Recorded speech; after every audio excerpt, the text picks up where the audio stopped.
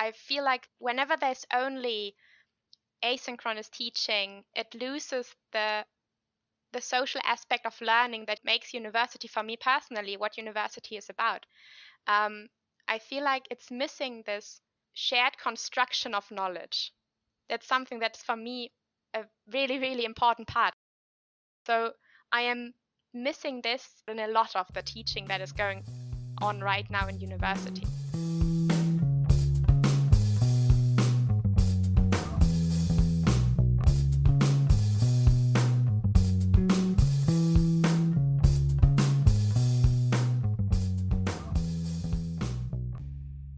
Welcome to the Unconditional Teaching podcast. Unconditional Teaching is a project by Katharina Pietsch, Tilsi Bura, and myself, Jessica Koch. In this two-part episode, Katharina Till and I talked to Sophie Gigl and Benjamin Stuhr, two students at Bielefeld University, about how they experienced the socially distanced learning environment and online teaching during the global pandemic. Sophie currently studies British and American Studies and Social Sciences in the Master of Education and recently finished her mandatory internship as a teacher in training. She is also currently employed as a student assistant for the Dean's Office at the Faculty of Sociology. Benjamin is in his Bachelor of Arts and studies British and American Studies, Philosophy and Literary Studies. He is also an active member of the Anglistik Fachschaft as well as the Equal Opportunities Committee in the Faculty of Linguistics and Literary Studies.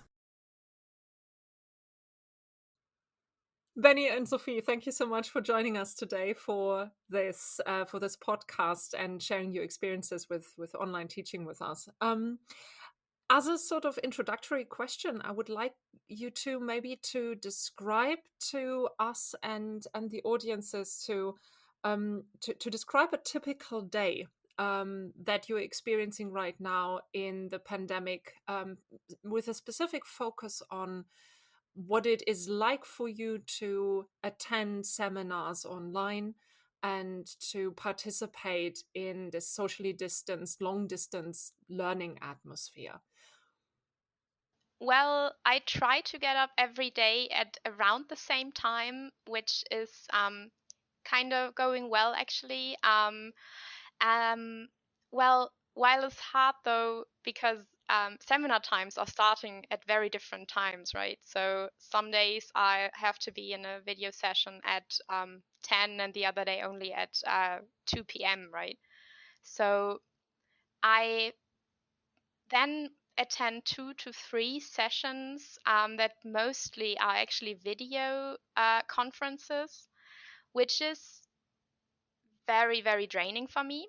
And afterwards, I try to, catch up on some reading for the seminars and or do, the usual session work, preparation, reading the texts for it, trying to do assignments for the Studienleistung and stuff like that. Usually I've tried, at least during the summer term, to have a break outside, either on my balcony, which I'm very fortunate to have, or by taking a walk about 20 minutes in the very small foresty parky thing near my flat, actually. So that is how I try to kind of structure my day. And in the evening, it's mostly the usual stuff, like sometimes cleaning, making dinner, trying to kind of not hang around the TV so much. I usually try to read in the evening, and at least like 1 or 2 hours before going to bed, I try not to be on any screen. But free time resolves a lot about video games or the TV, so it's kind of very screeny.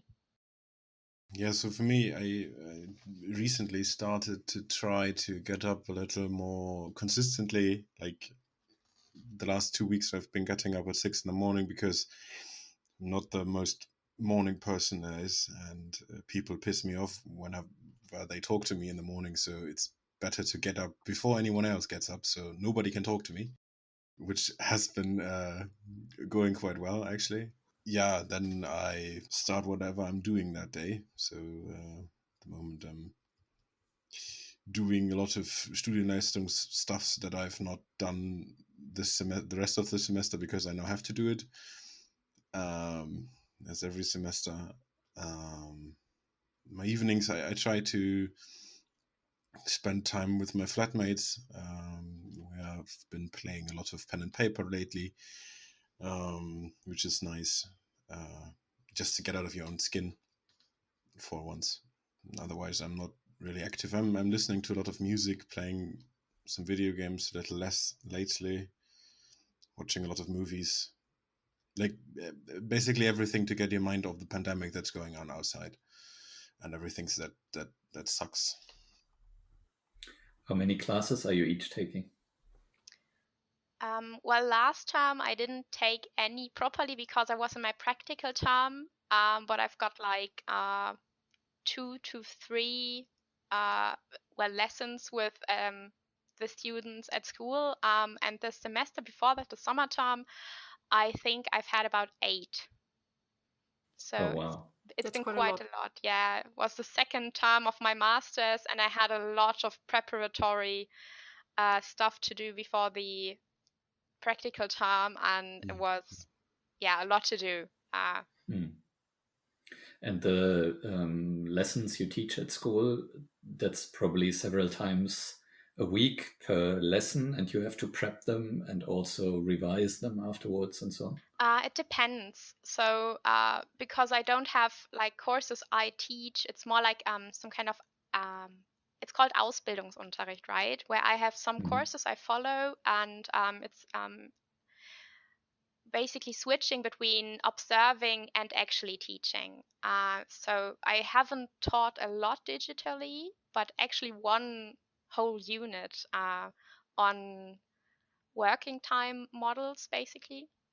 So that has been something I actually taught, but it's a lot around talking to my mentors at school actually about how to teach digitally. So a lot of phone calls where we say, well, how do we do that? And I feel like a bit of a technical support member of the class, actually. I've been doing a lot of the technical support when it comes to students that had troubles with the hardware or the software, and kind of coordinating group work there. I think I have more questions about that later, because this whole range of issues that are clustered around that. But I would like to ask Benni too, how many classes are you taking and how involved is that? Sure. I mean, last semester I basically did one blog seminar and not much else, because I sort of dropped out of most things that I did because I wasn't in a good place at that point in time. Theoretically speaking, I'm taking 5 classes, really doing work for 2, so it's somewhere in between 2 and 5 classes, and one blog seminar that I'm taking just for fun. Benni, when you say you weren't in a good place at the time, was that related to the pandemic, if you don't mind me asking? I don't mind.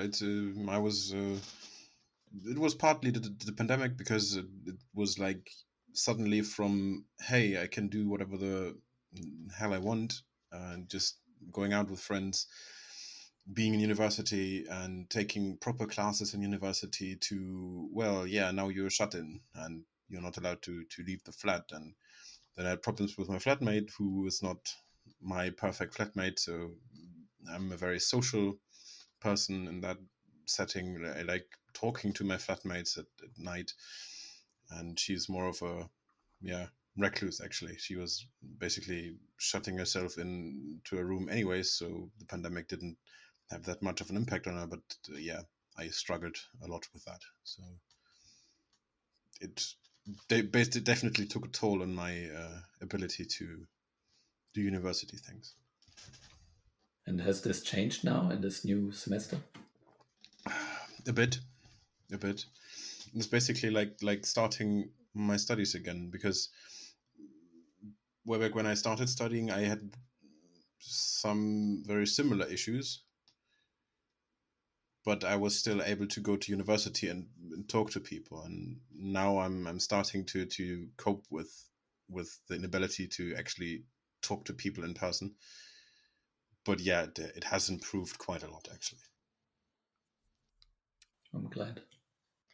I can relate very well to you, like dropping some classes, or being in actually 5 but only doing stuff for 2. I've had a kind of similar experience during the summer term, because I've had, like I said, a lot of classes, but all the classes where there was work that I could reduce, like some asynchronous teaching, it was basically a lecture. I've actually dropped that because I didn't feel able to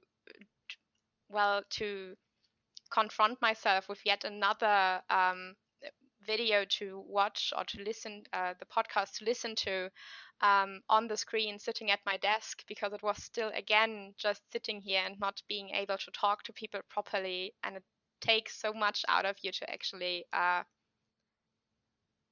be on your desk the whole time and kind of talking to people, but actually not really, right? Yeah, I mean, you see us here furiously nodding to what you two describe. I've had conversations with a lot of students, either in class or during my office hour, that reported very, very similar things, and oftentimes they tell me that they find particular, or that they find certain didactic methods or styles or mediums particularly draining. And I mean, Sophie, you started off by saying that you find video calls, or like a large number of video calls per day, to be draining, I think was the word that you used. Yeah. Maybe a question to both of you: are there things, methods, mediums that you find particularly draining or problematic or less helpful than others in this didactic online environment? So for me, that's definitely asynchronous teaching. To me, that's like hell. It's I have to do things on my own time, and if I don't have deadlines, except the one deadline at the end of the semester, I'm doing everything basically 2 days before that deadline. And to me, that's sort of that sort of feels a little toxic. Actually, it destroys your own mindset, because you're not doing the things you are supposed to do, and then again, it feels like more work. I have classes where I feel that the students are doing way more work than the lecturer. So like it feels like the lecturer is not doing any work, because we can't see that. Because in a class where the lecturer is talking to the students, even just asking questions about the experience in the work, there you feel that the lecturer is actually engaging with the stuff that they are teaching. And it's not like, here you have 1,000 texts that you are supposed to read and summarize or whatever, and that's it. And that's, I hate asynchronous teaching. It's like the worst thing there is, in my opinion. So, and synchronous teaching, on the other hand, also gives you I mean, we're talking about deadlines, right? Gives you at least a time period in which to do some of the work, some little part of the work, and then get together with other students and the lecturer, talk about it, and then you take on the next bit of work. And in asynchronous teaching, it is all plonked down on you. Yes. As one huge block, which is difficult to handle then. Yes, exactly. And I mean, even if I have these close deadlines, like 1 week to the next, I still do it one day or like a couple of hours before I have to hand it in. But it's a small part that I have to hand in, not like 1,000 pages that I have to write. So yeah. Yeah, you can prioritize your work. Exactly.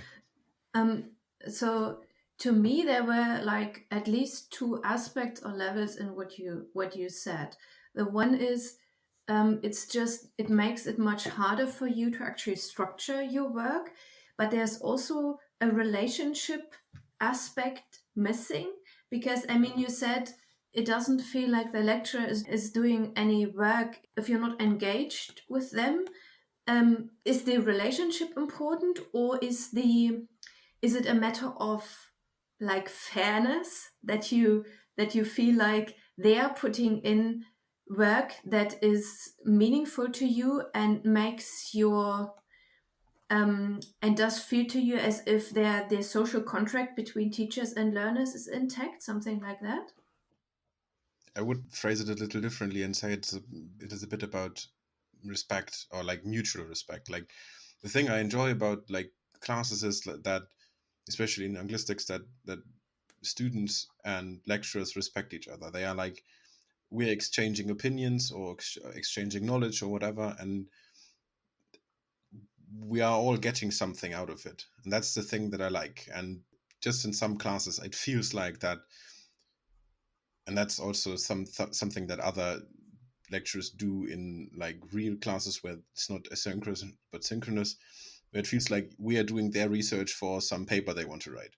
And that's something I massively dislike, because if I have to write a paper, I'm doing my research and no one else does it for me. And I think that people who teach, or who are paid for researching, should also research. I mean, it's like, I'm not saying that it's bad that teachers take something away from classes that they are giving for their own research. It's just, it's about, for me, it's about respect. That's the main point. Yeah. I was thinking about, well, because of the question that was like, what kind of teaching is kind of particularly bad, right? And Benny, you just said asynchronous teaching, and I can relate to that. I feel like that whenever there's only asynchronous teaching, it loses the social aspect of learning that makes university, for me personally, what university is about, and university teaching, right? I feel like it's missing this shared construction of knowledge. That's something that's for me a really, really important part. And I don't feel like actually asynchronous teaching is the worst kind of teaching, because I'm also often missing this in synchronous video conferences. Because I wouldn't say they are the worst kind of, or a particularly draining kind of teaching, but I do feel very drained after them, because I am someone that kind of, I don't know if thrives is the right word, but I do thrive in these social encounters in which I am able to talk about um, theory and about, I don't know, novels we've read together to make something out of it, or on social sciences about political structures that we are angry about or that we want to criticize, right? So I am missing this in any, or not in any teaching, but in a lot of the teaching that is going on right now in university. And I haven't had the experience like Benny with a missing respect, mostly because I feel like the teachers I had prioritized the dialogue whenever possible. But I felt like for them as well, it was a really, really big struggle to organize in this digital context. So I felt like whenever there were kind of phases of asynchronous teaching, so there were like 2 weeks where there was no video conference, and then there was a video conference to discuss what we've done in the meantime. There was something I really enjoyed, on the other hand, like to kind of turn this into where something went very positively, right? There was something where I felt this was meaningful and there's something happening with what I've done. Because that is something I'm encountering in school as well, that students say, well, we've got all the tasks each week or each day, basically. And whenever we meet, we don't do anything with them, or we don't meet at all. We don't get anything out of it. Whenever we do the tasks or exercises, they do these exercises only for doing them and not for actually learning anything or for engaging with something properly. Yeah, I think I would directly like to pick this up because in the Unteach project, but also in all other kinds of teaching contexts, we've been discussing with colleagues and amongst ourselves this idea of how to create meaningful tasks, how to make learning or the tasks that are attached to learning experiences meaningful to the individual learner. And that is, of course, something that cannot sort of happen if we just put out tasks for the sake of putting out tasks because there needs to be homework or something like that. And I really appreciate that you mentioned this also for the school context, because this is not something that is unique to university or unique to the digital learning experience. This is something that really requires teachers to really take a look at their own teaching practices and to constantly make sure that the tasks that they put out still resonate with the students and still sort of carry meaning. And sometimes that means renegotiation of tasks with students. Another thing that Benny pointed out that I found super interesting, because you said that asynchronous teaching and learning doesn't really work for you. I assume from what you spoke about when speaking about asynchronous teaching is mostly here, have a reading week. There are X texts, go ahead, have fun. And the problem with that is, of course, you have to read for your studies. But usually, after we've read something, we talk about it because we are, especially in the humanities, we are so crucially aware of the fact that, as both of you have pointed out, there's this shared construction of knowledge and of discourse. And if that doesn't happen, then oftentimes nothing happens for us in our brains when we read a text. We just have read yet another text. I have a question for both of you with regard to the organizational aspects, because you both have put an emphasis on that.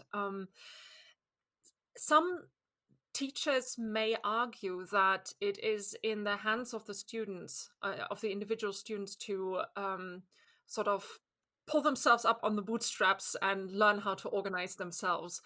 And this is not something that the teacher can provide for you or anything. How would you react to a sentiment like that? What's your view on something like this? I'm just trying to imagine being a first semester and being told that, just coming from school, having done your Abitur also in a digital way, basically. I would be pissed. I would be very angry about that statement, because that's just my personal experience from school. I haven't been properly prepared for university.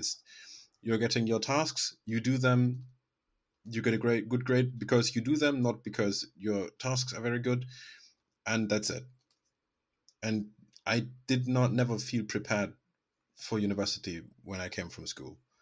And if a lecturer would tell me that I should pull myself up on my own bootstraps, how am I supposed to learn without anybody showing me how to do the things? It's like should I invent something completely new for myself? Should I whatever? I would find that very disrespectful, actually. I would totally agree with you. I think being a first semester and then being told just put yourself together is terribly disrespectful on one hand, and just so not part of the reality of first term students. Because I remember this time being about trying out so many different kinds of learning. Is it a learning group? Is the thing for me?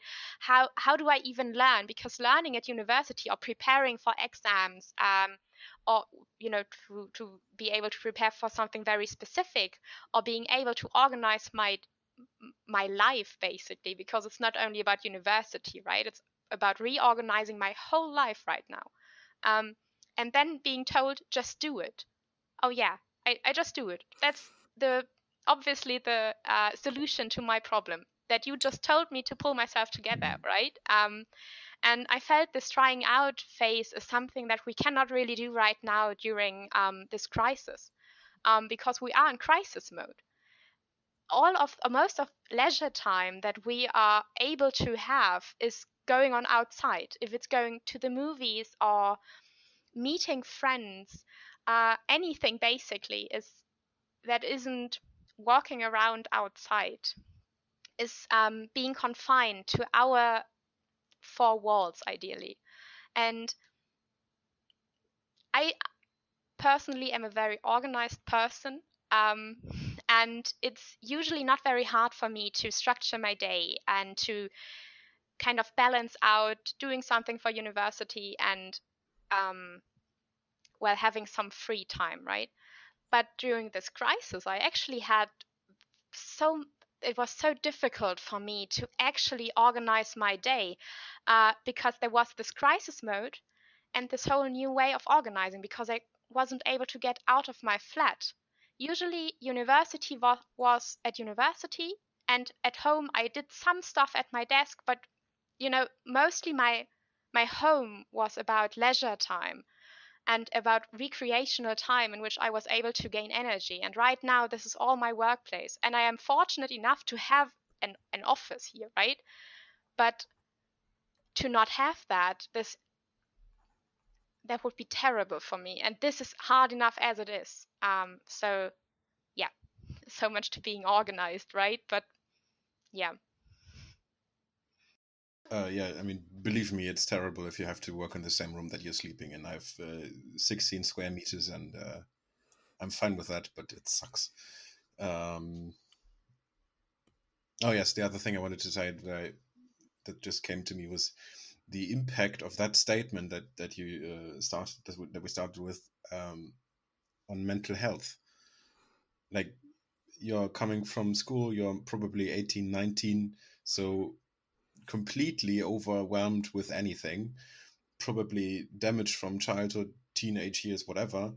And then someone tells you to just pull yourself together, and you don't tell a depressive person to just pull themselves together, because that's not how shit works. That's not how life works.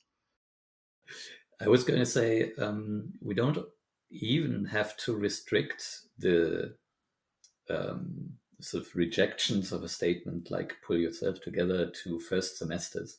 I think it's also completely valid for advanced students, for students who have spent several semesters establishing their routines, working out their strategies. I mean, even Benni, you talked sort of a little disparaging about your tendency of getting things done last minute. But I would say this is a functional strategy that you have developed over the course of your studies that got you through your studies. And as such, it served you well, and it's valuable. And you developed that yourself, right? In my seminars, and Katharina and I worked on that a lot, and I know Jessica does too. We focus specific units on just skills of process, how to do this, how to do the work, how to chunk the writing, what to do first. And we don't do this in a directive manner, but we do this in a way so that students can develop their own skills and their own strategies and a sense of how they want to work.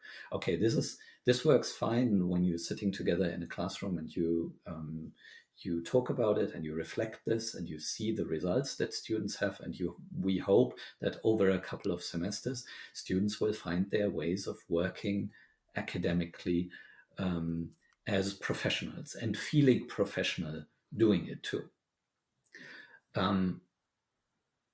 Now I think if this is a scenario that works quite well under normal circumstances, this is set to zero as soon as the pandemic starts and everything in the organizational sense changes. So the old strategies, which may have worked quite well, which you felt competent and professional in, have to be reacquired. And teachers have to reacquire their own strategies of teaching and structuring tasks all over again too. But now everyone talks about, well, we just have to deal with it somehow. And I could totally understand that if students felt left alone to a large degree, just as I can totally understand if teachers feel left alone to a large degree in all this, because we don't have any functional strategies anymore to structure our time to get our work done. Yeah, I'd just like to emphasize this. What you just said, I think, is quite emblematic, or paradigmatic, maybe. We just have to deal with it somehow. And then everybody is more or less left to their own devices. There is some exchange going on, but it takes, of course, forever to develop these strategies. And until then, everybody's sort of, both students as well as teachers, are being left on their own and to deal with it somehow.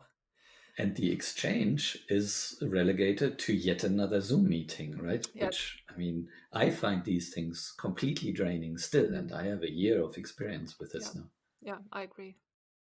I totally want to emphasize what you just said, because I feel like there's an expectation from so many sides to just resume with business as usual.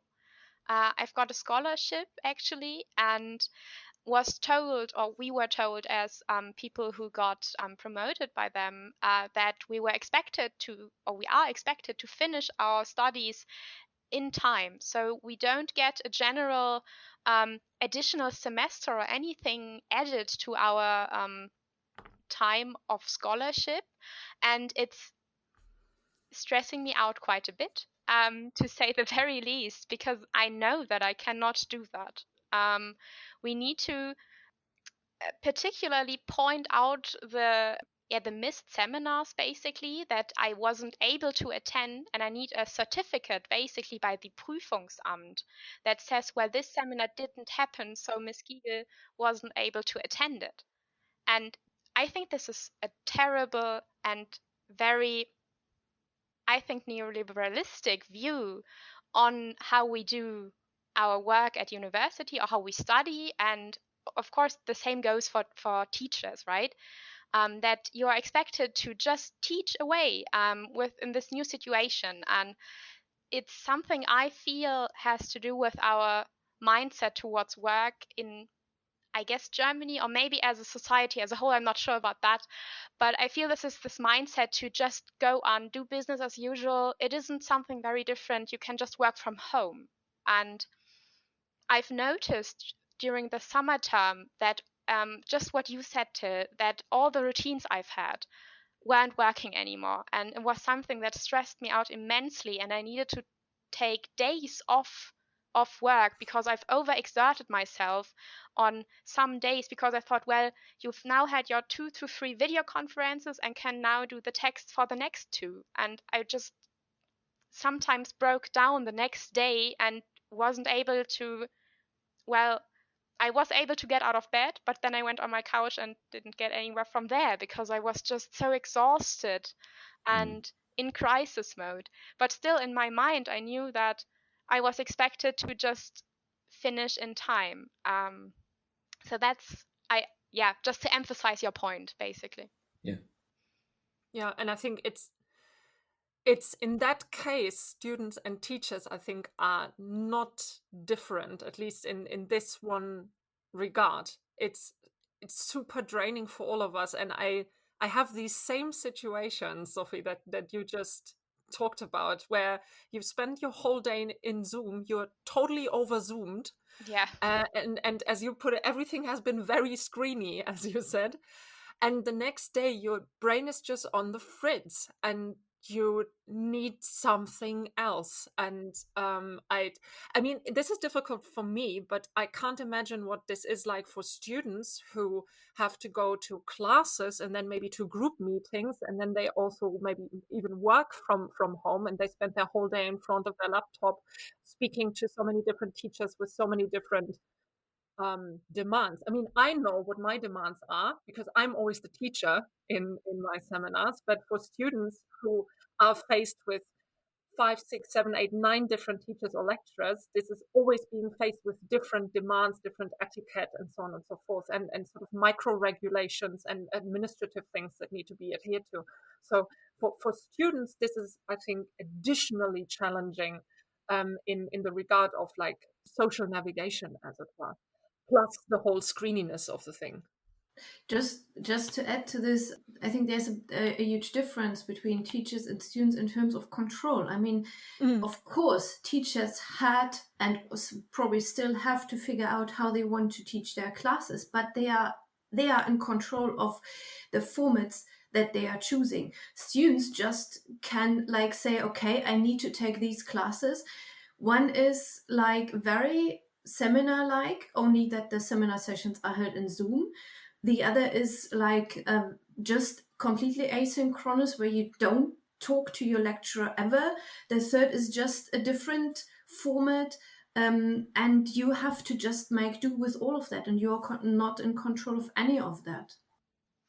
And I feel like in the end, what suffers is actually the education of us students, because we, like you said, we often cannot decide which seminars we go to because we have all these different aspects that demand something from us, whether it's work or a scholarship or just the Regelstudienzeit, right? And so we need to choose these various seminars. And I felt in my summer term, like I already said, that I dropped some seminars actually because I didn't feel able to do this work additionally, and I mostly focused on those seminars in which I felt that I had a good time with, and in which there was this, at least an attempt at this kind of collective knowledge building or knowledge construction, basically. But that's hard to find. And I mean, I don't know about the winter term, whether some things improved, I'm sure, but I could also imagine that it still doesn't feel like we've got any control over what is happening to us. I think that's something I've experienced, especially at the start of summer term, which was that there wasn't any communication towards us students. I was waiting for emails. I've chosen my all my seminars, and I think I've chosen them before the crisis really hit. And so I sat there and for 2 months was basically waiting for a lecturer to tell me, well, yes, we're doing this still or not, and in what kind of format. And I know that, of course, what you just said, Jessica, still stands, that you, and until as well, that you needed to reinvent the teaching or the seminar as well. But you knew, or the lecturers know, there is some progress and there is something going on, while we as students sit there and know nothing. It was such an uncertain time that this term started off to, that was exhausting and also really, really making me anxious. And in the end, it mostly resolved itself. And I felt like this kind of communication aspect is something that we really need to work on as an institution. Full stop. Here. Thanks. Yes.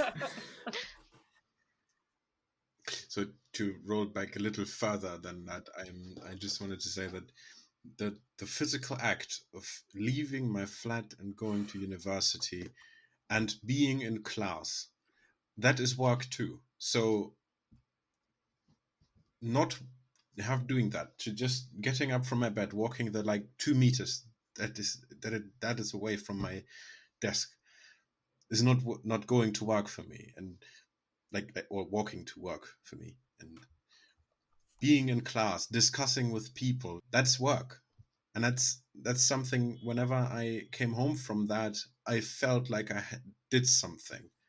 Now I'm just sitting in a Zoom call with like 1,000 people, like say one word in that whole session, and that's it.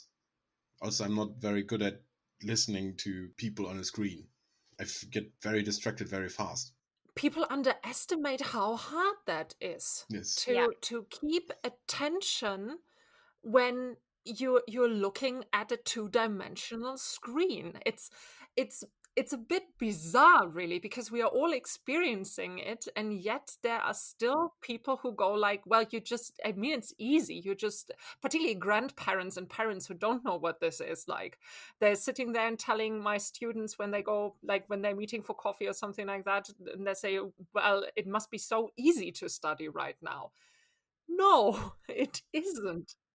Because you don't have to go anywhere, right? You're just sitting around at home. How hard can it possibly be? Yeah. I mean, it takes all the fun out. Like, Yeah. all the literally all the fun that we have, like discussing, meeting people you consider like contemporaries but not friends, like that you are meeting in front of class, and you don't and talk to them because it's interesting to talk to them, and they have like points that maybe are the contrary to your opinion, but that exchange is great. That it develops you, and that's gone. Yeah. I can relate to this so much. These casual encounters is something I am missing so much. I've just talked to a friend about that we miss just hanging out, not being in a video call and feeling the need to talk. Of course, I do love talking with friends or, of course, with fellow students. I'm missing this so much, just this casual encounters where you're like, what we just discussed about was so interesting and your point was great, or something like that, in which you encourage yourself and reinforce this kind of social situation, right? I think in teaching, we often underestimate the power of the casual after session meetup, and what an impact that has on the sort of fossilization of experience and knowledge. Because we know from research in didactics that learning takes time and all of that, and that it has something to do with repetition and with application and all of these processes. But in real life teaching situations, we still oftentimes see lecturers, teachers doing this: I'm gonna talk at you and you're gonna open your brains to my talking. And once I'm done talking, the knowledge has been transferred to you, which is obviously not what happens.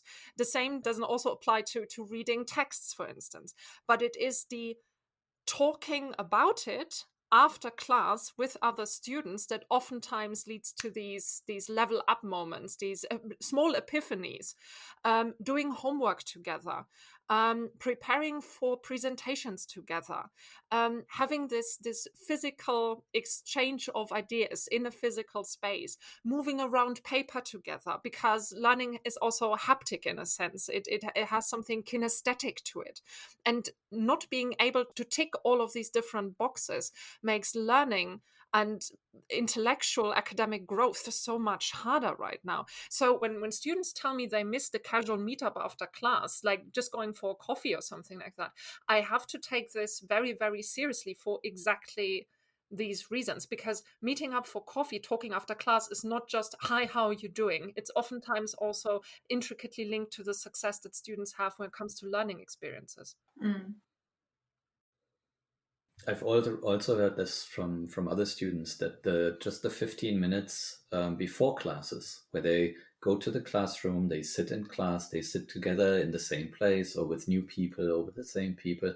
They have banter, they look through the class notes, the teacher comes in. All this is part of the social activity of studying and getting ready for learning in a social setting.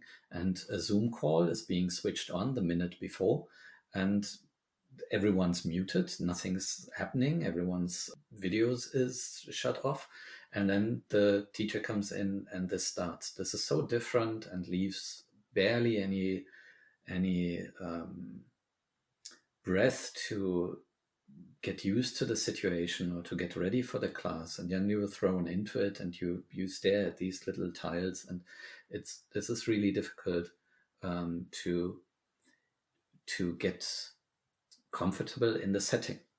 And I, as a teacher, find this extremely hard too. There's so many embodiment in my teaching that I only notice missing now. I mean, the very simple fact that I can't move around, that I can't sort of walk through the classroom, which in the kinds of classrooms that unfortunately we have at university is still a privilege of me as a teacher. But I love that. I like that. I feel you so much.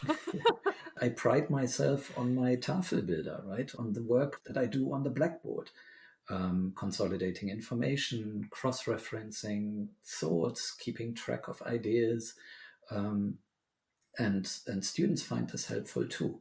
In a Zoom session, I cannot do this. This is just physically impossible. Even if I just have slides or I scribbled something on the screen, I can't see the seminar anymore. If I share my screen on Zoom, I see 3 tiles and none of the others. And to me, this is physically painful and demotivating. And of course, I can find ways of me mitigating some of the damage that it does to the quality of my teaching. For example, I make it a habit of starting or coming to class 15 minutes early and trying to engage in a little light talk and ask students whether they are already there and what they are experiencing right now. But then again, sometimes there is just 100 black screens and nobody responds. And I don't have trouble with that because this can happen to you in a lecture hall. But in a lecture hall, you still see the people and they look at you and they smile or they take some last minute notes or talk among themselves. And I find that lacking and missing in the teaching that I do now. And I mean, just to give an example of how important this is, the physical space, the social conditions of teaching. When I think the best seminar sessions that I've had were those where I came into the classroom and people were talking. Students were there, they were engaged with one another, and sometimes it was even hard to start off the proper session because they were already talking to one another, not necessarily about the topic. That's not what I expect. It might be something completely different, but that there is an aliveness of people, of social interaction that makes such a huge difference to the learning and the teaching that goes on. And that's just something that's not possible in Zoom. Yeah, I totally agree with you. And I wanted to add that I think this is something about the context of how we learn and how we frame our learning and teaching. Because we all, of course, have unique styles of teaching and or learning. And in any way, it is not only staring at a screen. Also, regardless of whatever learning or teaching type you are, it is never only recording something or reading something on a screen, and it always has some kind of a social component, basically. And the pandemic and the crisis have pulled this out of every aspect of our life. That is how I feel, of course, only. And apart from work, maybe. And this is something that I feel that everyone struggles with at this point. During summertime, I had some friends who were like, "Well, this isn't so bad. I don't really miss anything." But since October, I don't know anyone who says, "Well, this is fine. I don't miss something." And I think this has to do with the contextualization of knowledge and the contextualization of learning and teaching. That is because learner settings and stuff, we don't need to use these terms, but it is some way of thinking about how we teach and how we learn that can, I think, help us to actually frame or create also digital settings that kind of enable that. Because something I've noticed is, I think I've mentioned it beforehand, that those seminar video call sessions, they can be really, well, I can feel afterwards like I've done something, but they were very meticulously set in a way of group discussions and a mix of methods, basically, that enables that. But I felt there was a lot of deliberation that went into that planning, and this is something that is also highly exhausting, I think. I'm basically every day walking around somewhere in the hall where all of you have your offices, and there's usually life. Like, people are there, open doors, you can just greet people, you're just walking by. And just like a week ago, I walked there and I had tears in my eyes because it was dead. There was no one there. It was empty. And that's what university in general at the moment is. I mean, I friggin' hate the main hall, usually in summer and winter semesters when there are a million people in there. But I miss hating that. Yeah. I miss loving being alone in that main hall, like sometime in the evening at 10 o'clock or something. I miss being able to love that.